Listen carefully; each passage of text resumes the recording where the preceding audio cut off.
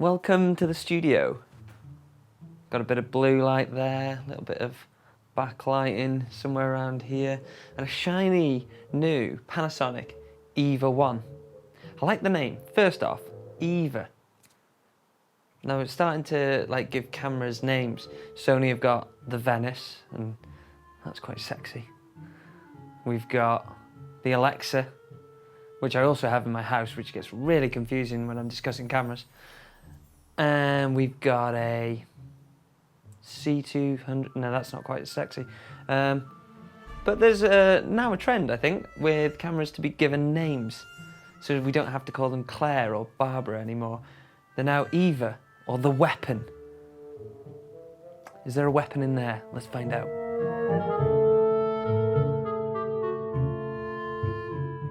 So it'd be fair to say that the EVA1's headline feature might be the 5.7K sensor, which when downsampling to a 4K image yields a much nicer overall image due to better colour and more detail. And having that large sensor enables it to be more sensitive to light.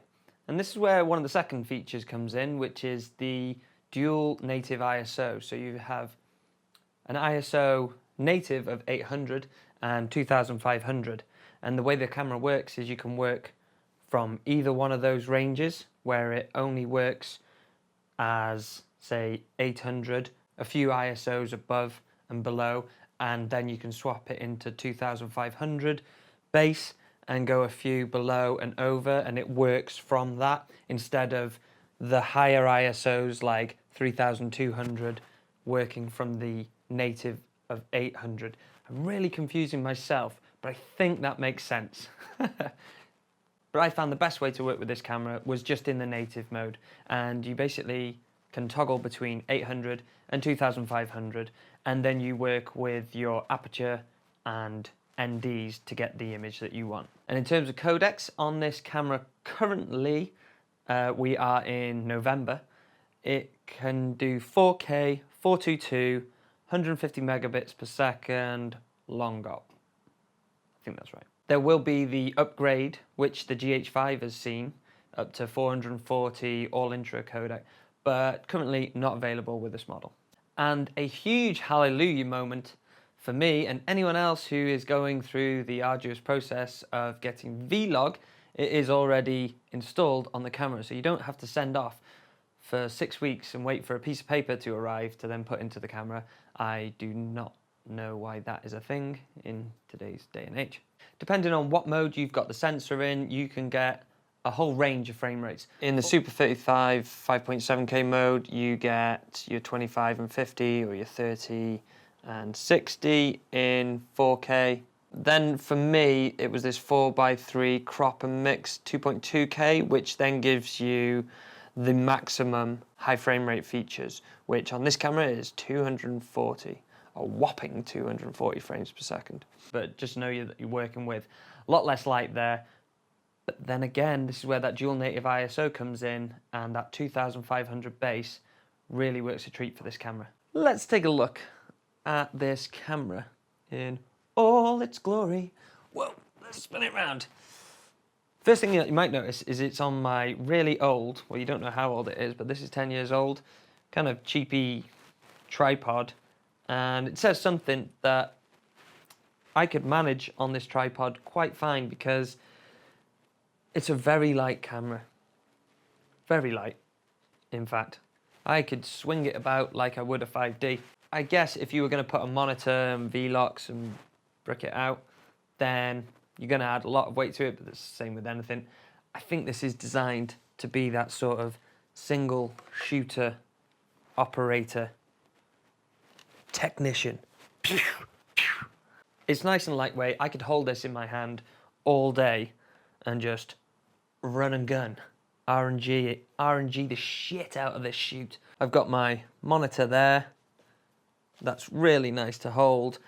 I even think you could sling it on the shoulder, and if you had a manual lens, actually these buttons are all right to find and flick. Yeah, with a manual lens on, you could get away with that. The screen isn't too close to your face. You could probably stick it even further out Yeah, that's quite nice. I'm not sticking my neck back or anything. Yeah, that doesn't feel too bad. I do think, though, you'd probably want a Zacuto graticle or something like that if you were using it in this configuration, maybe a handle. But then again, it goes against what it was probably designed for, which is shooting from the hip. Pow, pow, pow. Okay, so the way it's been designed, lots of buttons and a couple of wheels. This one right here controls your menu functions, and this is your iris. While in the operating mode and not in the menus, this toggle can be switched between white balance, a user setting, which I've got set to shutter at the minute, and ISO, and you just scroll on this little wheel and it jogs up and down the settings that you've got there. You've got 2 SD card slots in the back. I'm going to chuck in a SanDisk Extreme Pro 95 megabits per second 64 gig card. I'm just going to slam that in there. Okay, so a 64 gigabyte card shooting 10-bit, 422, 4K, 25 frames per second is giving me 56 minutes. That's pretty good. 64 gig, 56 minutes. That's pretty decent. I've been shooting with the Alexa recently, and we put in 256 gig cards in there and getting 44 minutes out of it. So,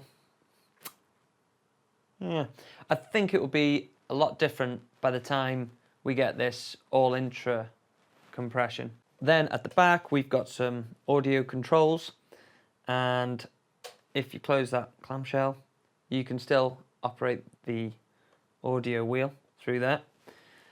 All the buttons are soft to touch and none of them clicking, which would be really annoying if you're working with a soundy or you're doing the sound yourself. Click buttons. I think they're hopefully a thing of the past now. I've pressed too many buttons. Because this camera doesn't have any panels or extra viewfinders, you have to deal with this screen exclusively. And it has all the settings on a home screen. There's a little home button here, and that flicks between the image and your settings. So if I bought this camera, I'd probably move the screen into a position where it felt comfortable to see all the settings and give me my audio readouts and have a little monitor on there, or even another viewfinder to be able to see the image and expose the camera. But I do think it's handy that you can flick between these two things because there is no EVF. I kind of think back to my C100 and all the times I've actually used that EVF, and it's a handful. I pretty much only use it in very bright sunlight. The occasional where I want to fall asleep on the camera because what I'm filming is so boring, so I close my eye and sort of fall asleep. No, I'm kidding. I think if they had a viewfinder, then they'd have to give a bit more space and bulk it out a bit more, and the idea with this is keeping it small, and they've succeeded. Let's have a look on the back. You've got SDI out, which I believe maybe in an update you will get 5.7 RAW straight from the sensor. Time code in. Hooray! For a camera, you know, competing in this under 10 grand market, plus 6 grand, gotta have time code in. 2 audio inputs, nicely positioned on the back of the camera. We've then got HDMI tucked in there, and USB, and this like USB 2 connection, which says service on it. And I think I was looking through the operation guide earlier, and it said you can control it with an iPad or through Android. I'm not saying I'd probably use that, but hey ho. Anyway, let's get on to how I found working with it.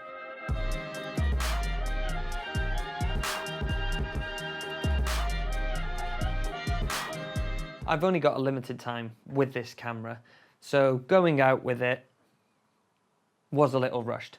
I tend to be able to pick up a camera fairly quickly, scroll through the menus and sort of know what things mean. And Panasonic has always been a little bit complicated I've thought. But this just clicked with me, and I didn't have to spend too much time fiddling through menus to find what I wanted. So I picked it up fairly quickly. One thing that I won't judge it on at this minute in time, but it is, or was quite painful to use, was the one-shot autofocus. I haven't heard great things about this, and I don't want this to be a main focus of the review, but it did take its time. Having come from a C200, I know I keep mentioning that, that's just instant, and it's 99% of the time pretty accurate. This hunts a lot, it does find it, takes a while, but I think the C200 sets a benchmark that's pretty hard to surpass. So I'm just trying to use the one-push autofocus feature of the camera, and I'm finding that it hunts a lot and then sometimes just gives up. It registers that it's doing something on the lens, but it takes a while to get there. So the screen on top is very flexible. You can mount it in lots of different positions on the camera. It's got a little pop-up sun hood, which is great for shielding from sunlight, I imagine, but I'm in the UK and it is gloomy, it is winter, so I didn't get to test it in that kind of environment, but the screen was fairly adequate. It only has switches for mirroring and rotating the screen. It doesn't have anything like peaking or zebras on there, and there's not buttons for it here, so it hasn't been worked into the design. It's not something that you couldn't change on the customizable buttons, but I quite like what's there currently, and it would be quite nice just to have a zebra or a peaking, because the way you have to find this on here is going into the menus and looking on the output settings in the LCD section of the menu, which was a little confusing to start with, but it does make sense because it is an output setting, it is an output feature, I guess. Focus assist, there's your peaking. I want to say something about that very quickly. When in Vlog, the peaking was great. It was very shallow, and I knew what was in focus. You know, at 2.8, should be quite shallow, and you know, I'm focusing from the foreground to the background.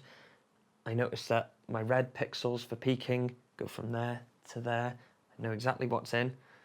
But then you put it in any of the scene modes, so it's applying a gamma curve to it, it's like 709 or whatever.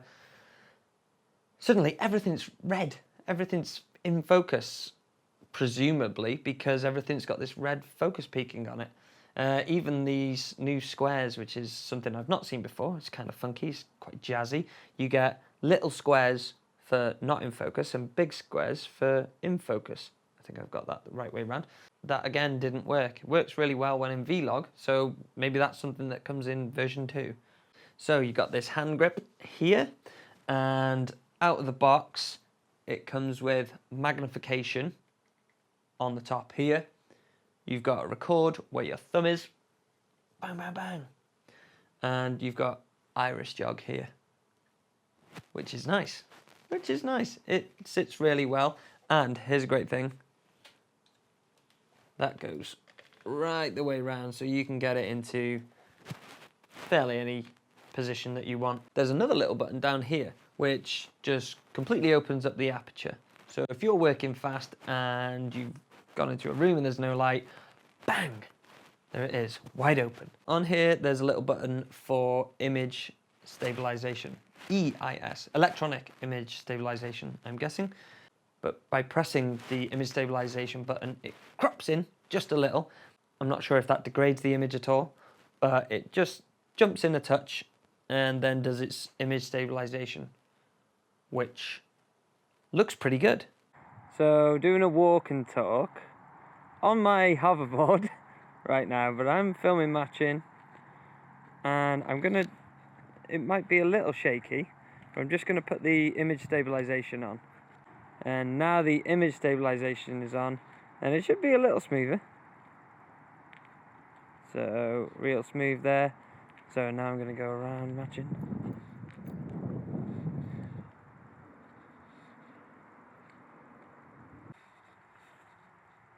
Image stabilized movement.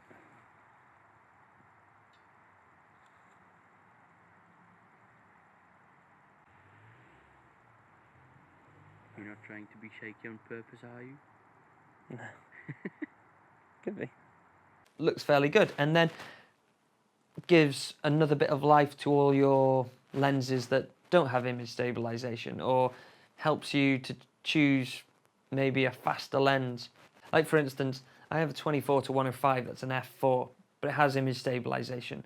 So sometimes on a handheld shoot, I'll tend to go for that over this 24-70, which is a 2.8. Now with this image stabilization, I'm probably going to favor just in general faster lenses, because I can now add image stabilization to them, which is a great feature. So earlier I did actually put out on my Instagram, what questions do people have? What do you want to see? So if I slide on into my DMs. So first DM was from Coolbox Mark. Holla at you, son. Interested to hear comparison of it with FS7, FS5. I would sit it, feature set wise, and specs, sort of a mash between the both of them, because you can get RAW out of the FS5 and that will come to this. I think you can do it with the FS7, but that's with an external recording box or another unit. So they're packing a lot of features into this, and I think they didn't want to come out with two cameras because they haven't come out with a camera in a very long time. So I think this needed to like really hit the ground running and be that lower end Panasonic Varicam LT. I think this is a huge contender against both the FS7 and the FS5. Picture quality is superb, and you've got all the frame rates that you'll need. I think the FS5 matches it in terms of frame rates. It will do 50 and 60 frames in 4K, which some people say they wish that the FS5 would do that. Well, this camera does it, and it's tasty. I think it would be fair to describe it as the size of an FS5 with the punch of an FS7. Boom! Okay, next. Adam Riozzi. I want to know what that is. That is an EVA1. Is it an FS7 beta? I don't know, each to their own. If you're invested in Sony, you're probably going to go with Sony. I think the FS7 users of the world would take some convincing to use it. But I think if you were coming up from a lower end camera, I think the choice is between the FS range and this. Sort of omitting the C200 out of that, but I have some reservations about the C200. Why not include a 422 50 megabits per second codec in there and stop protecting the C300? They are different tools for different needs. Add something better in the C300, or should have put this Cinema Raw Lite in the C300 and then made the C200 the sort of broadcast spec little nifty camera. Ugh, baffling Canon. Most of all, does the red stripe make it at all sporty? Well, just look at that. I mean, it screams sport. It's got a little red circle around the record button. I mean, does the light ping off it very well? Let's have a look at that. Bosh. Oh, yeah. I mean, coupled with that red ring there, I mean, this image is just sex. So yes, Gargiulo, you're gonna hate me, man. Gio, I'll call you Gio. Oh, you didn't even ask a question, but I actually put out on my Instagram, is pizza better than the EVA1? Now I would say yes, because I bloody love pizza. And there's Joby Newson, you've agreed with me. Craig Murphin, holla. Yes. Alex Stevenson says no. The EVA1 is better. And the Stefani brothers, you guys are Italian. Your country was built on pizza, and you don't value it in the same way that I do. You need to look in the mirror. Dan Jordan, what is the menu system like? Been a while since I've used Panasonic. Okay, I did touch on it before, but the menu system is super quick. You can rattle through it with this little jog wheel there, and even on the grip, you can go through it with these two buttons and the jog wheel here. It is super fast, very simple to use. Everything's where it should be, which I think for Panasonic, for me, wasn't always quite in the right place. I had to go digging through the menus, but everything seems to be in the right place here, so it's all good. So if you're coming from the sort of DSLR, stills, video hybrid cameras like the GH5, then I think this would be the perfect camera for you. Definitely if you had a GH5, because those images are supposedly going to match very well. I shot some side-by-side footage, take a look. Running that one again. Drop the camera.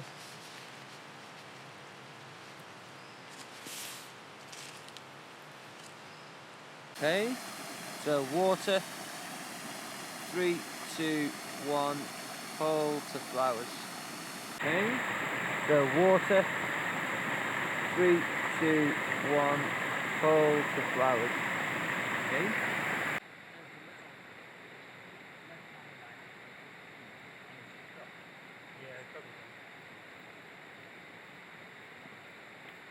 So we're looking at my ugly, ugly face and massive hair to see how the cameras are handling skin tones in their sort of version of Rec 709. Obviously we can't exactly match the cameras because they shoot at different resolutions. We're shooting at 3840, 2160, is that right? 150 megabits per second. And yeah, it's my face in the light. Obviously that camera can shoot higher resolution, and it's also downsampling a 5.7K sensor into that 4K, so we should have a nicer image out of that one. But the GH5 is still no laughing matter. So side by side. These cameras would make a great team, A and B, and I think that's what they're sort of being labelled as right now. I think if you had a GH5 and you're seriously considering working towards a camera in the sub £10,000 mark that wanted to become your A camera, then I think this is the perfect fit. Final thought, I really like this camera. It was very easy to pick up and start using. Very easy because it's very light. But it has a lot of features that a lot of filmmakers are looking for. Raw recording, higher frame rates, a sensitive sensor, a low light sensitive sensor, that's better. I've been super impressed with the image, and it shoots onto SD cards, it's got time code in, SDI out, professional audio inputs, and proper codecs. There isn't much wrong with this camera, except the autofocus. But I think if you were looking for a camera under £10,000, then you should seriously consider this bad boy. Kills a camera. Ouch! Time for a motherfucking hello.